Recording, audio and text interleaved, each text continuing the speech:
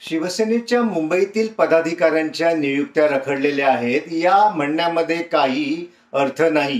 कारण सध्या अगदी शिस्तबद्धपणे मुंबईतील वेगवेगळ्या थरातील शिवसैनिक कार्यकर्ते यांच्या मुलाखती घेतल्या जात आहेत आणि त्यामधून जे कार्यक्षम कार्यकर्ते शिवसेनेला मिळत आहेत त्यांच्या कलागुणानुसार विविध पदांवरती नेमणुका ऑलरेडी सुरू झालेल्या आहेत आणि आपणास थोड्या दिवसातच या नियुक्त्या जाहीर झालेल्या सुद्धा दिसून येतील.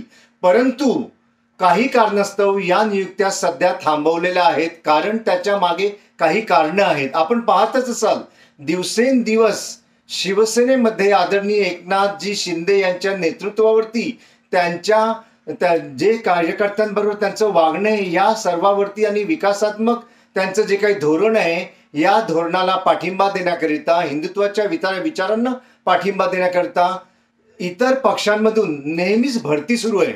ही भरती जेव्हा आम्ही करत आहोत तेव्हा त्यातील जे काही नवीन पदाधिकारी आमच्या पक्षात येऊ इच्छित आहेत त्यांच्याकरता सुद्धा आम्हाला काही जागा ह्या राखून ठेवाव्या लागत आहेत आणि म्हणूनच ज्या काही नियुक्त्या आम्ही केलेल्या आहेत त्या आम्ही अजूनपर्यंत उघड केलेल्या नाहीत.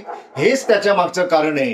तेव्हा विरोधकांना माझं एकच सांगणं आहे की तुम्ही शिवसेना जी आदरणीय एकनाथजी शिंदे यांच्या नेतृत्वाखाली काम करत आहे त्याच्यावरती नजर ठेवून राहण्यापेक्षा तुमच्या पक्षामध्ये सध्या काय चाललंय, तुमचा पक्ष दररोज कसा रिकामा होत चाललाय याच्यावरती लक्ष द्या. स्वतःच्या पक्षाच्या बांधणीवरती लक्ष द्या. आदरणीय एकनाथजी शिंदे यांच्या हालचालींवरती लक्ष ठेवून तुम्हाला काहीही मिळणार नाही.